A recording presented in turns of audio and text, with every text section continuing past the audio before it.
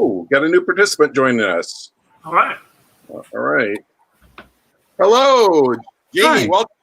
How you doing? Hi. This sounds really fun, and I wanted to join in. Yeah. Oh, great. Now we got competition. So we're really glad to have you. We unveiled this last Saturday. It went great. One person who wasn't available Saturday, he arranged a special one. I did it again one-on-one Wednesday. So yeah, I'm real glad that you joined us. Why don't you, before we spin the wheel, we're going to spin one wheel to see who goes first, and then the other to assign what we perform. And but before we do that, tell us a little bit about yourself, and if you have your own YouTube channel that the viewers should subscribe to, or other social media presence where people can look you up. We'll shout that out. So welcome. Okay. Thank you. Oh, by the way, just for the record.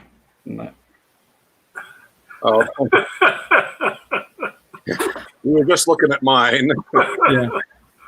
Okay. Next week I got to have one on. Okay. Yeah. So I participate in the remote Shakespeare repertory group. It's a fun little group that we started in just on the Shakespeare Reddit forum. And we meet every Sunday to read Shakespeare plays. And I wasn't really much of an actor before that. I mean, I did it a little in high school, but now I've been Richard III. I've been Mark Antony, and I've been Demetrius. It's been so much fun. It's great. So, you played the lead in Richard III? What? You played the lead in Richard III? Yes, I did. Yeah. Oh, wow. That's awesome. I got to do the fun of, because we're such a small, fun little clique group, I got to do the real fun challenge of doing the Richard in Henry VI Part 3 and then doing Richard III. So I got to do the real arc of Richard, and that gets a much more Richard understanding of Richard and I think that's the biggest thing that people misunderstand about the histories, especially the first Henry VI cycle. You need to at least watch Henry VI Part 3 to understand where Richard III is. Absolutely. I was just I was in a production of Richard III last summer, about just over a year ago, and it was rewritten. It was condensed totally to get it down to 2 hours, and they had to condense it even more because the person that put that on, he had the same concern that you just said, where that we have to see a little bit of Henry VI in order to get it. And the Henry VI trilogy drags on so long, nobody wants to see it these days. But there's key parts of it that are important. He started off with a scene where, and I played King Edward. We started off with battle. We did some sword fighting to like the final battle of the Wars of the Roses that ended with me being king. So they could see the thing that I referred to on my deathbed when Clara saves me and says, "Brother, live and be king," and I lament that I didn't stop his execution, and so that. But still, you're right. There's other things. I still like the paper crown scene where they did put in what Richard III usually leaves out because they assume the audience already knows the part where we stab the prince right in front of Queen Margaret. We know why she hates us so much, but we didn't also see how she stabs our father right in front of our eyes and so forth. Okay, she's not as innocent as she might look. Nobody is. Well, and just learning to love recently, I met the histories and fell in love with them because I also love history in general. So it was a match made in heaven of Shakespeare and history. But that's something that is, Margaret is such an underrated female character. She is, I think, one of Shakespeare's best, because you get such, even richer than Richard III, or even I would dare say Prince Hal, you get such a rich experience with Margaret. You get to see Margaret, the lover. You get to see Margaret the queen. You get to see Margaret the warrior, and you even get to see a fallen Margaret. I mean, that's something that's every actor's dream right there. Just so many new opportunities. In fact, I don't know if you're aware of it, but we talked about it backstage during our rehearsals. It was just a few years back. I think that the BBC did a production where they did. It was a play just about Margaret. They took that was the title of their play, Margaret. and they took because people that you get really bogged down in the long Henry VI trilogy, but there are some points of gold in it that you miss out by the fact that nobody wants to perform those long things, and by condensing it and getting this basically to tell Margaret's story. You know, she has a fascinating character arc, which you don't see if you don't see all 4 plays. And nobody wants to sit through one of those, much less all of them. But when you condense it that way, I think it's great. And I had the same idea with in the other Henriade tetralogy about Bolingbroke.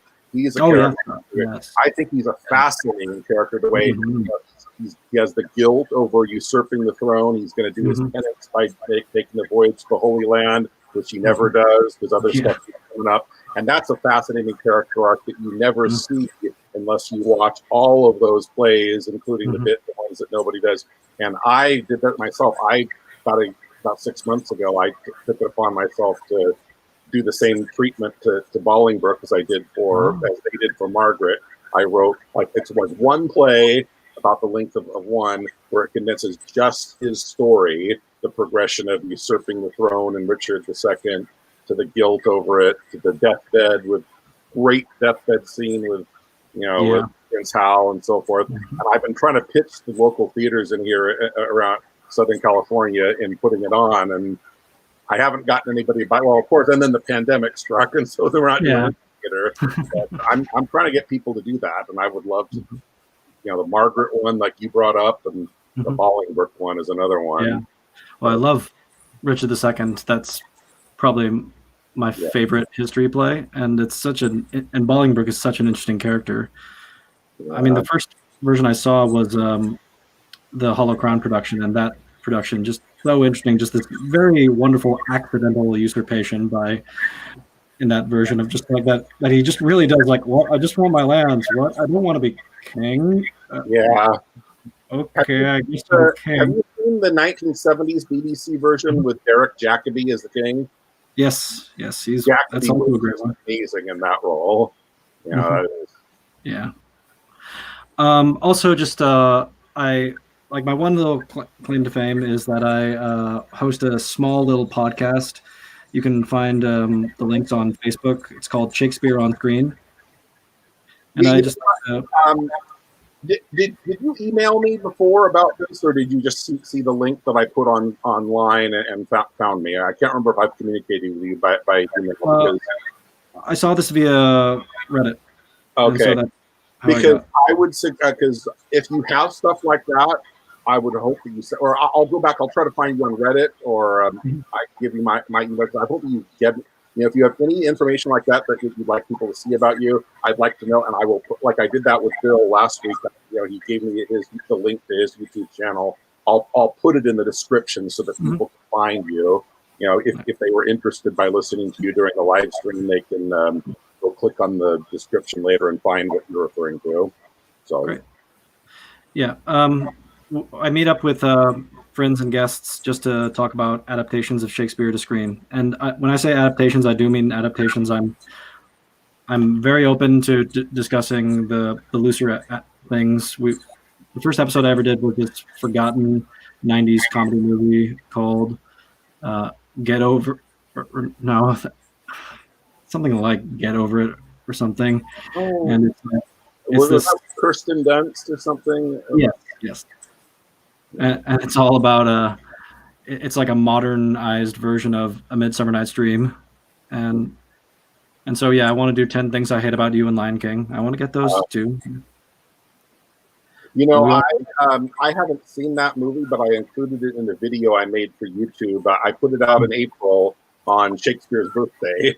Basically, a video about what we owe to Shakespeare today. And I took just like a montage of modern day popular culture films and so forth that were inspired by it, and I did that.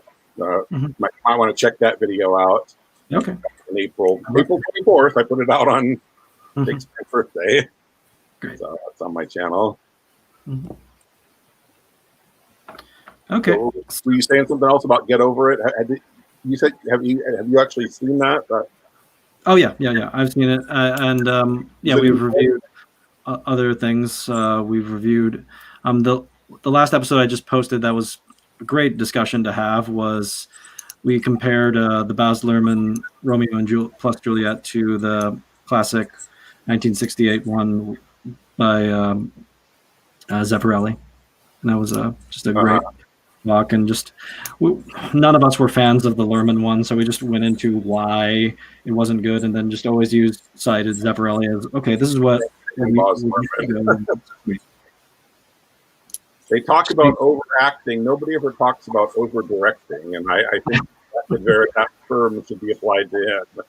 Yes. Okay, I know you film, because you have film, you have the luxury of you can cut from one thing to another, unlike the shot, and you can move the can't do it. But okay, dude, we don't need to see an edit every half a second. We don't need the camera moving at 100 miles an hour every second. Like, oh gosh, and just the way it's all shot and structured. I'm not a fan of this movies in general, but just, yeah. I mean, it appeals to people, so. Yeah. I'm sorry. I said it appeals to certain people, so. But good that it appeals to people. Okay. All right. Well, that said, let me. I'll put our three names on the wheel. We'll spin to see who goes first, and then we'll spin to see what the person who is called on performs. Okay. Great.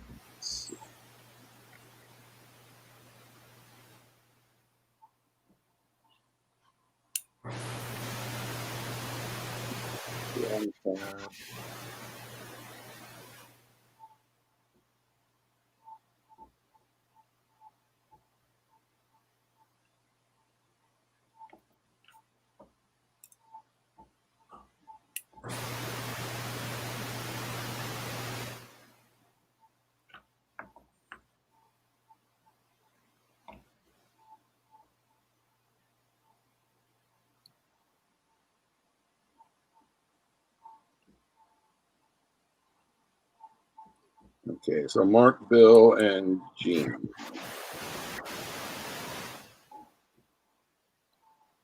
So with that said, we'll go ahead and we'll now spin the wheel.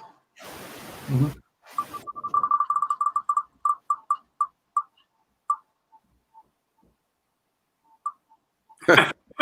giving myself to go first. So this game was rigged.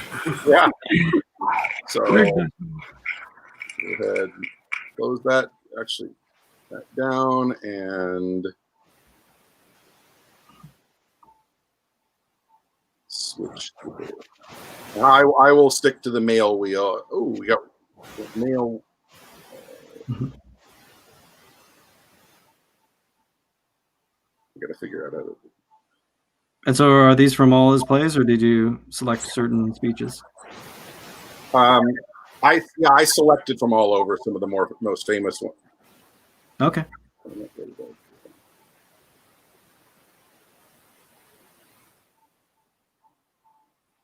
Sorry, I'm screwing up here with here on the right screen.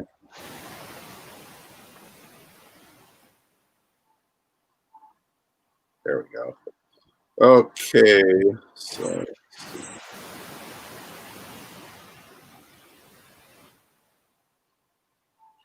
You know, I'm going to make it interesting. I'm going to spin the gender neutral one, where I could get a male or a female one. That's what happened. Okay. I'll just.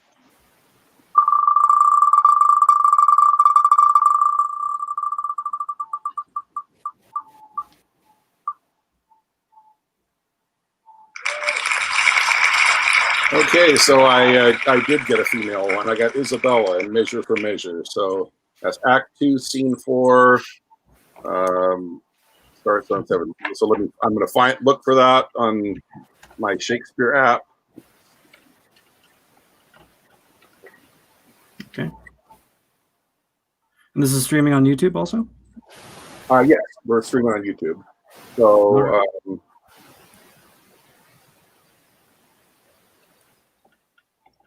That was my I don't know what you guys. I recommended the Shakespeare app where you can find anything. So let me see again what.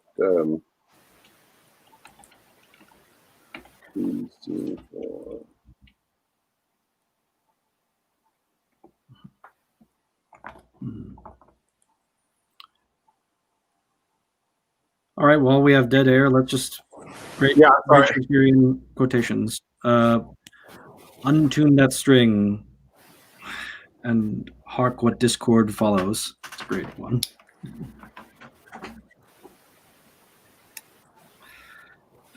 There seems to be some method in his madness.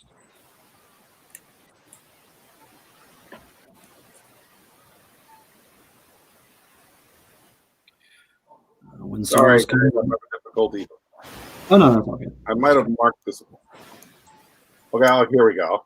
So Isabel found it. Okay. To whom should I complain?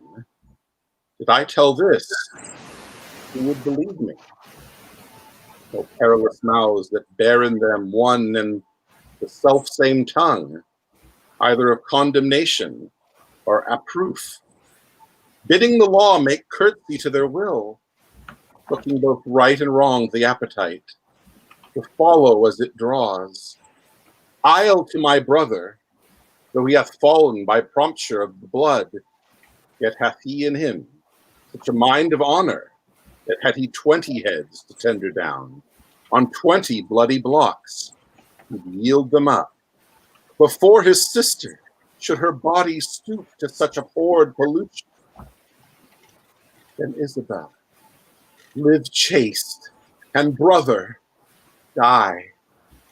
More than our brother is our chastity. I'll tell him yet of Angelo's request, and fit his mind to death for his soul's rest. Okay. All right. So at this point, so now with only 2 people left, we'll flip a coin. Somebody call it in the air. Heads. Okay, you got it. Sorry, I lost the coin in the bit. Why am I back here? Because it's almost 100 degrees where I'm at, and I got to go in the bedroom. It's the only place that has the. Okay, and it's tails. So Jamie decides. Do you want to go next, or is Bill going to go next? I'll go next. Okay, so and did you want to stick to your own gender, go deliberate gender, or spin the gender neutral wheel? Well, since you did the gender neutral wheel, that's an interesting challenge. Let's see what I can do. So we'll try that one then. Let's all right. wheel back on here. Okay. Okay, so spinning for Jamie. Okay, what do I get? It's gonna be some comedy I don't know.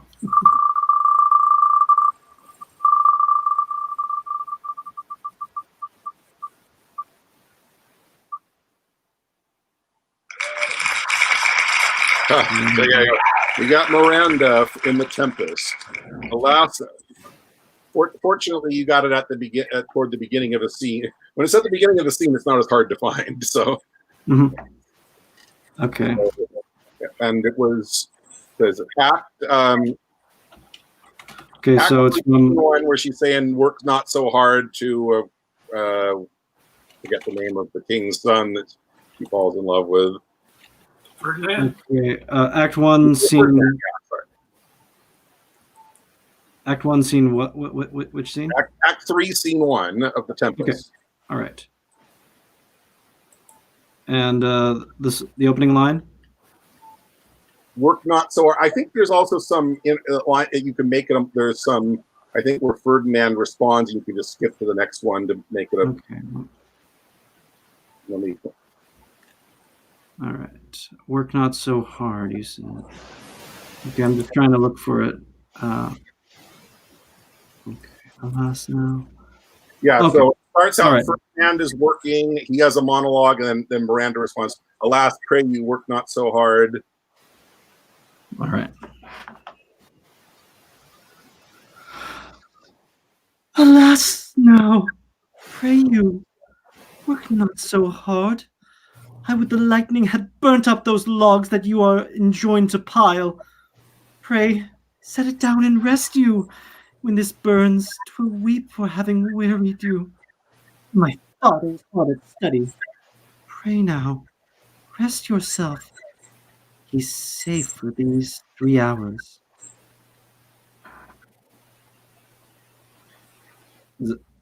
Okay, great. Bravo. So now we'll spin for Bill. Okay. Hey, I was going to whip out, but I guess to keep things fair, I'll take the gender neutral. Okay.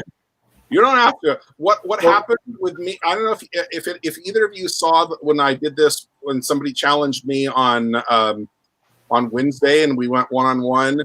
He decided to spin the gender neutral wheel, and both times, and we played 2 rounds, and both times he got a female role. And so I said, in spirit of fairness, since you got a female role both times, I will spin the only the female role, so I know I'll get a female part, and that's what I did for my second one. And of all things, I ended up spinning Catherine. I am ashamed women are so simple, expecting a husband ruling over her. So Bill is going to stick with the gender neutral wheel, and we spin away.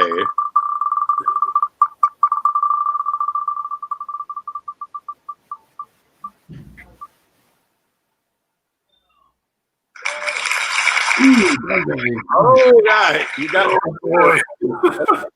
And that's the end of Act 4, Scene 2, the very end. Act 4. If you need somebody to feed you a cue, I can feed you away. You are an ass. Oh, is that the previous line? That's your cue. Is you are an ass. That's what I mean. That's the previous line. Yes. It's the monologue concludes the scene. Okay, I'm on another screen, so I can't see your screen. But what was the scene again? Okay, it's Act 4, Scene 2. Yeah, sorry, I closed it. I wanted to make our faces. No, that's fine. I can't see your screen. I'm on the MIT Shakespeare. Okay. Okay. Well, that's Act 2. Act 4, Scene 2. Act 4, Scene 2, where he comes in. At the end. Oh, at the end. It's the concluding monologue of the thing where it concludes with. Oh, dost thou suspect my place? Yeah, that one. Okay. Oh boy.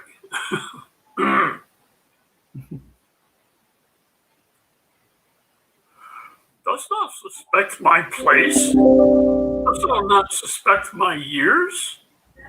Oh, that he were here to write me down an ass. But masters, remember that I am an ass. Though it be not written down, yet forget not that I am an ass. Oh, thou villain, thou art full of piety, as shall be proved upon thee by good witness. I am a wise fellow, and which is more, an officer, and which is more, a householder, and which is more, a pretty piece of flesh as any is in Messina, and one that knows the law. Go to, and a rich fellow enough. Go to, and a fellow that hath had losses, and one that hath 2 gowns and everything handsome about him. Bring him away. Oh, that I had been written down an ass. I love that one, and honestly, I hope I spin it someday, because that's one I'm off on already. I've used that one when I'm auditioning for comedy as an audition monologue for comedies. Yeah. And kind of like I see a lot of history plays. They're great, but modern audiences don't relate to them because they don't know the history. I mean, this is recent history for the English people who are watching it at the time. Now it's long forgotten. And it's kind of the same with a character like Dogberry. He's really one of Shakespeare's classic, comedic characters, and yet modern audiences don't appreciate it because they say we don't understand the language and so forth. We don't get them out, and they say I don't understand, and they don't get the idea that when this idiot is talking, so that's the idea. It's not supposed to make sense. He's using the wrong word. He's using his malapropisms. Doesn't know the difference between respect and suspect. etc. Which is ironic. I remember this when I was little. When I was little, I mixed up the word suspect not with respect, but I mixed it up with expect. So, well, what do you suspect me to do? I would say. Anyway, what do you say? Do another round? Absolutely. Okay, so let's just go ahead and stay in the order that we'll just keep it in the same order. So that was confusing going back and forth between one screen with a spinner versus the other. So, what do you say? We all spun the gender neutral wheel the first time. You want to say we stick to our own gender this time, or stick to the way we were doing it? I think so. Yes. We'll go back to just male monologues. Yeah. Okay. Yeah. All right. So let's find.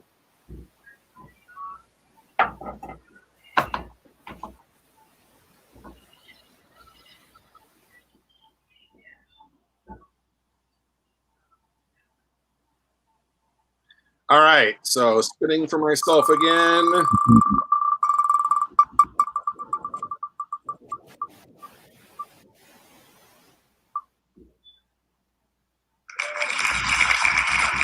Wow.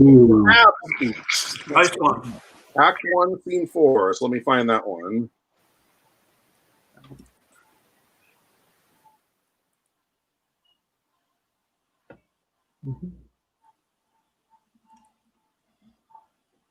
Okay. Here we go. Oh, then I see Queen Mab hath been with you. She is the fairy's midwife, and she comes in shape no bigger than an agate stone on the forefinger of an alderman, drawn with a team of little atomi over men's noses as they lie asleep. Her chariot is an empty hazel nut, made by the joiner's squirrel or old grub. Time out of mind the fairy's coachmakers, her wagon spokes made of long spinner's legs, the cover of the wings of grasshoppers, her traces of the smallest spider web, her collars of the moonshine's watery beams, her whip of cricket's bone, the lash of film, her Wagner a small gray-coated gnat, not half so big as a round little worm pricked from the lazy finger of a maid. And in this state she gallops night by night through lovers' brains, and then they dream of love, or courtiers' knees that dream on curtsies straight, or lawyers' fingers who straight dream on fees, or ladies' lips who straight on kisses dream, which oft the angry Mab with blisters plagues, because their breath with sweet meats tainted are. Sometimes she gallops o'er a courtier's nose, and then dreams he of smelling out his suit. And sometimes comes she with a tithe pig's tail, tickling a parson's nose as he lies asleep. Then he dreams of another benefice. Sometimes she driveth o'er a soldier's neck, and then dreams he of cutting foreign throats, of breaches, ambuscados, Spanish blades, of heaths 5 fathom deep.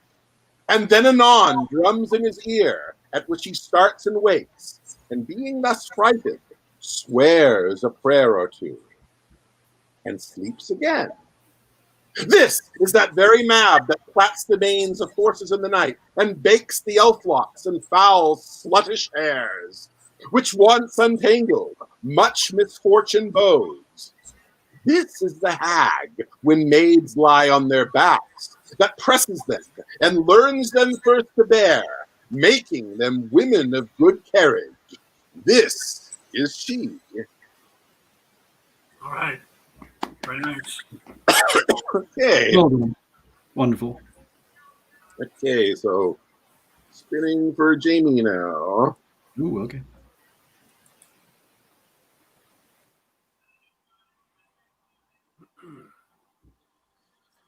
And for Jamie's second round, he will do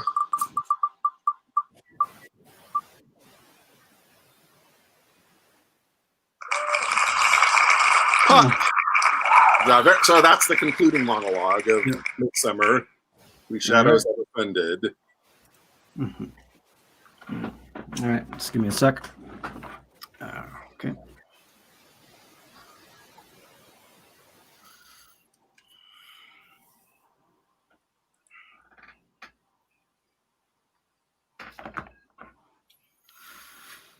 If we shadows have offended, think but this, and all is mended, that you have but slumbered here, while these visions did appear, and this weak and idle theme no more yielding but dream. Gentles, do not reprehend. If you pardon, we will mend. And as I am an honest puck, if we have unearned luck, now to scape that serpent's tongue, we will make amends ere long, else the puck a liar call.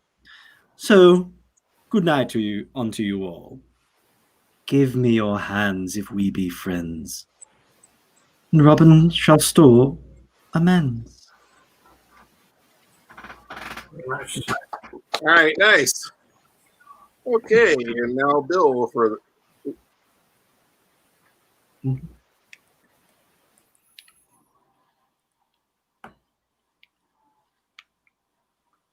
we go. Okay.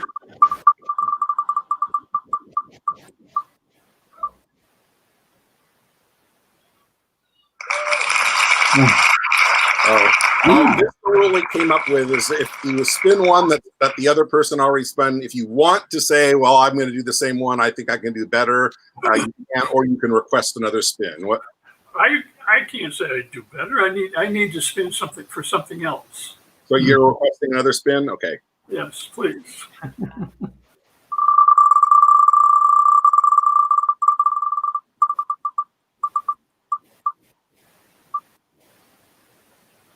Ooh.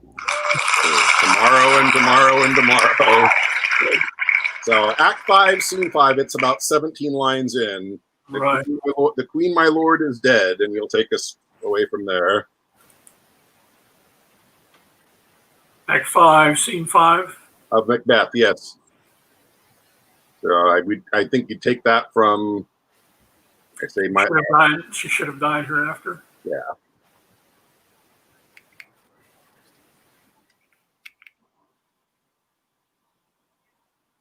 Okay. Wow. This is a challenging one, as most of them are.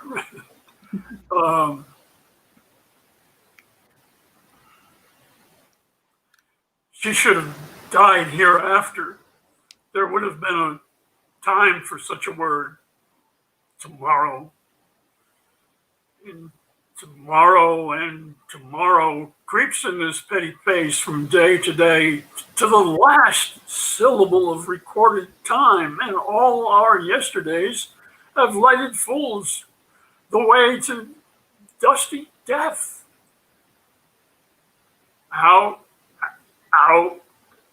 brief candle, life's but a walking shadow, a poor player that struts and frets his hour upon the stage and then is heard no more.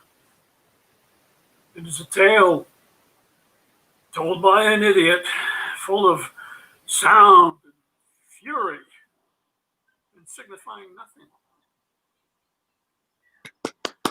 Awesome. Thank you.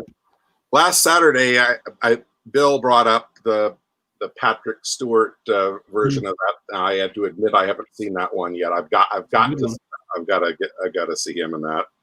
I'm sure you'd be great in that role. I understand. I think they set it in a modern setting, though. Is that what? Well, modern in terms of Stalinist kind of Russia, but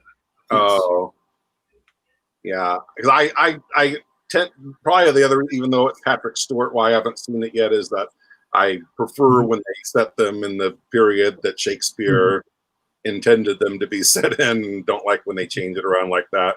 In fact, until the first time I did I played the friar in Romeo and Juliet, I just thought it was an absolute no-no. And when when the director decided to set that in the modern world, with it being the Capulets and Montagues being two rival gangs, street gangs, and it worked. I thought, oh, this is going to suck, because I realized there were other reasons why I hated Baz Luhrmann's version, besides that he said it in modern day.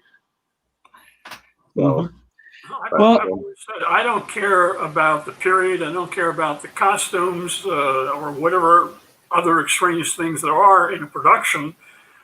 If only the actors speak the words so that the audience gets it.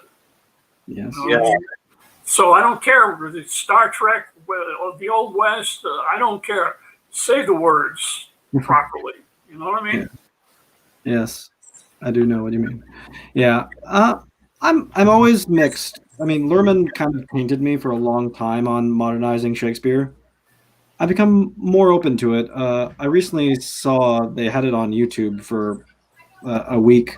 Was a production of Antony and Cleopatra starring Ray Fiennes and Sophie Okonedo, and it was contemporary times, but it's a Roman play, and I was really astonished. Like it completely worked. Yes, sexist Pompey now commands a submarine instead of ships, but it all worked, and Antony needed help with his flak suit instead of his suit of armor, but it all worked.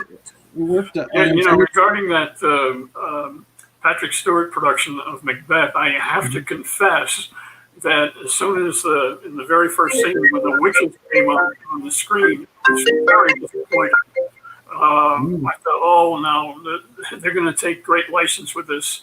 But then we have the Bleeding Sergeant, and then you got Macbeth, and I was totally caught up in it because it was such a fantastic production. But my initial response to seeing how the nurses were portrayed, I got a little, snotty about it. Well, I mean, yeah, but it's part of interpretation. The one with Michael Fassbender, Justin Kurzel, that one is a bit kind of odd, where there is no magic at all, really, and the witches are just these women who just say portentous things. I have to say, I walked out on that one. Which one? The Michael Fassbender Macbeth. It was so cinematic. I'm thinking, there's these long scenes where I'm thinking, where are the words? And I got pretty irritated with that, so I walked out. Yeah, that would probably irritate me too. Pardon? That would probably irritate me too. I really adored though. I think I'm a diehard purist. It's just that what I like about Shakespeare are the words. Yeah. What else is there? Yeah. Well. I'm sorry, Jamie. You were about to say something. The one really redeeming thing of that movie that I do stress, and maybe you can just find it on YouTube, but just Marion Cotillard's performance as Lady Macbeth is pretty phenomenal, though, I must say. And her take on Outdam Spot is very interesting, and it's a wonderful reading. It's also an interpretation. It's a very different Macbeth. So, yeah. But I do not blame you. It's a very cinematic interpretation. And it's also one of the most naturalistic readings I've ever seen for Shakespeare. There's almost no poetry at all in the words being spoken. So it's just like, that would drive me insane. I would hate that. But that's what I want to hear the poetry. Mm-hmm. I think a lot of it is also the fact that that actors don't understand iambic pentameter at all, and but I also don't like. But I really don't like it when I hear that they deliberately go, running past the stop sign of a line ending so that you don't hear the rhyme because they think that's stupid to talk in rhyme, and they're like, it seems like they're consciously trying to avoid even the meanings of some words. The meanings of some words that have changed, where they didn't do their research. They didn't even know what they were saying. That's what I'm saying. Some actors do that kind of thing, where they don't understand or appreciate the text. Yeah. Well, I don't know. I think we should be we're overdue for another Shakespeare Renaissance in film and television. I hope you're right. I mean, we gotta press Kenneth Branagh. Come on. Get back to it. We need to see film your Macbeth. Film your Macbeth. How about his King Lear?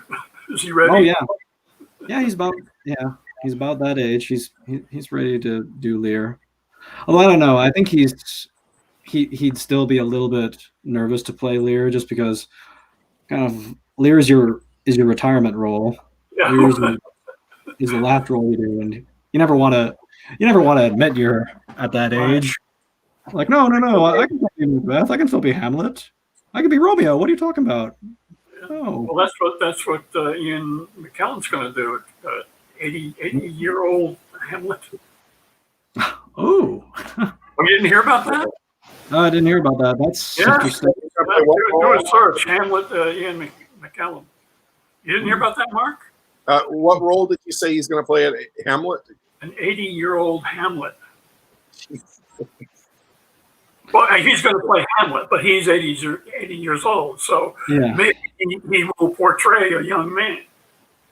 That's acting. Okay. Yeah. Well, hey, man, The Irishman.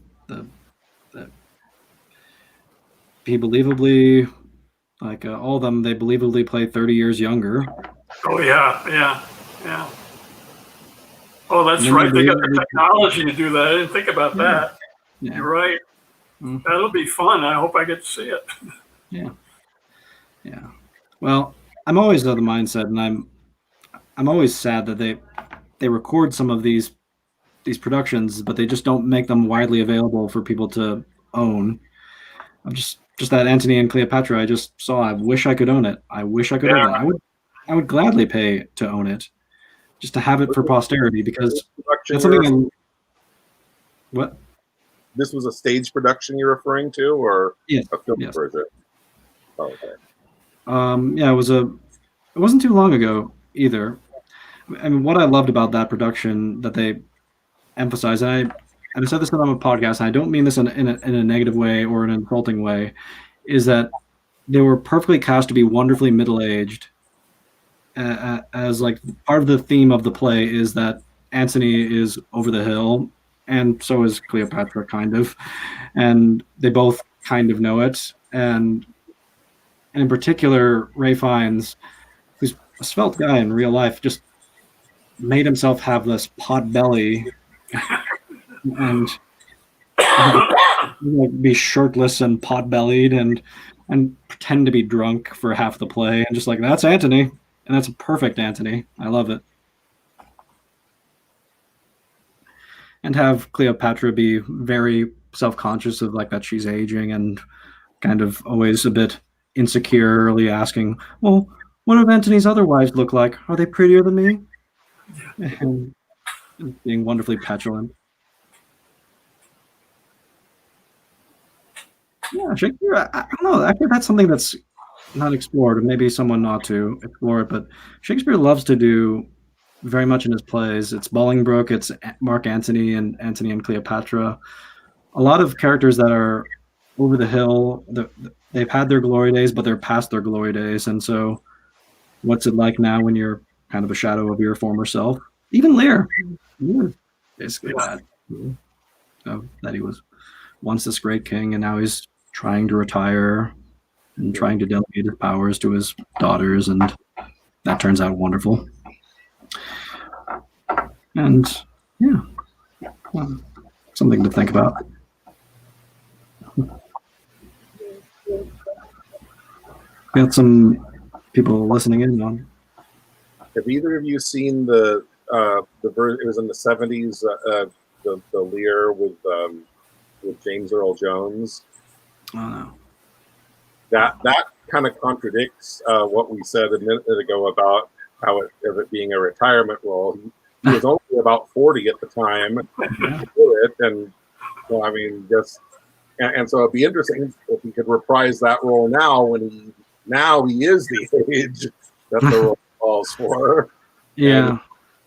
And he was still very good in it. It was a it's on DVD. It's from it's that series, Great Performances, that Howell Holbrook would introduce, and of a play that was filmed, but it's filmed for television. It was actually a Shakespeare. It was the New York festival where they used Shakespeare in the park, but they recorded it.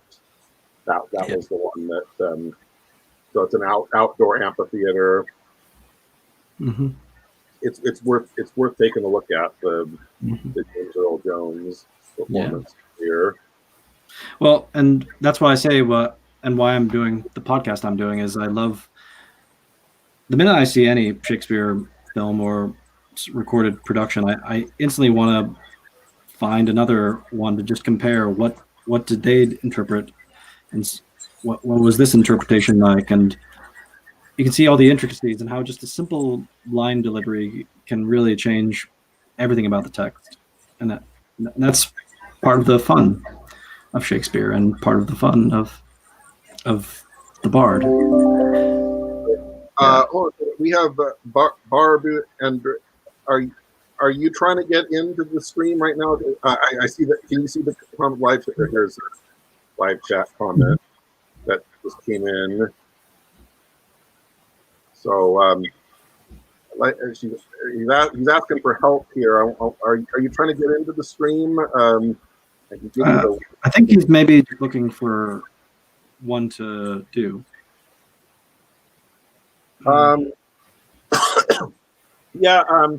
If you're looking, I can give you the link.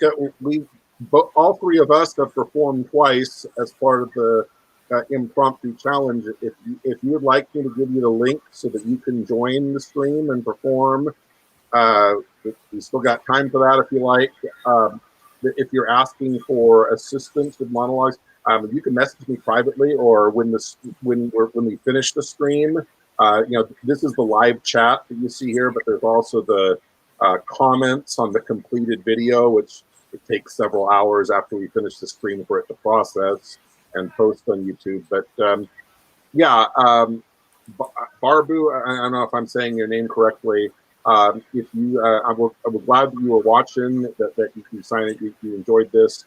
Like the wheel that we're spinning. I chose some of the most famous monologues. If you're looking for one to perform at auditions or something, if that's what you meant, I can give you suggestions. Or heck, I can even send you the link to that wheel that we're using for this game. And just looking at the wheel, you can get lots and lots of suggestions of monologues that would be great to use on auditions.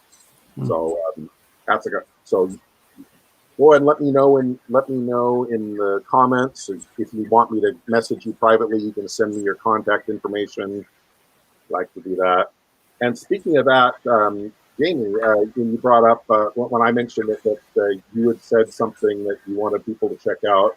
You'd like to put your information there. That'd be great. When this posts to YouTube in a couple hours, you can post your contact information. Or if you want, I can leave you my email. You email me that, and I will put it there. Just let me know what if you prefer. If you'd like to do either of those, to have your information put out, so that people that are interested in you based on this, or they like your performance and want to hook up with you. Okay. I always want to have guests to come on my little quirky little niche podcast. Just come with any Shakespeare adaptation and anyone. Yes, that includes even the Throne of Blood. I'd love to do Throne of Blood. Although another friend of mine is interested in doing that one. Just check it out. My podcast is available on Spotify. Just look up Shakespeare on Screen, and got a couple episodes up there. And great. I need to say something. I just discovered the chat window. Up till now, I've had it. So I just read some of the chat. I just got to say thank you to some people who said some nice stuff. Yeah, there are a lot. I don't know that they're still here, but like if they come back and watch this later when we're not live anymore and they want to watch it again, they can see that they can see that you said thanks for the nice comments they made, praising us on our performances, and you can find that and message me like you have your contact, and Barbu if you're still with us. Actually, I'll do it when, because somebody asked right during the stream. What I'll do is without even even if I don't hear back from him, I will.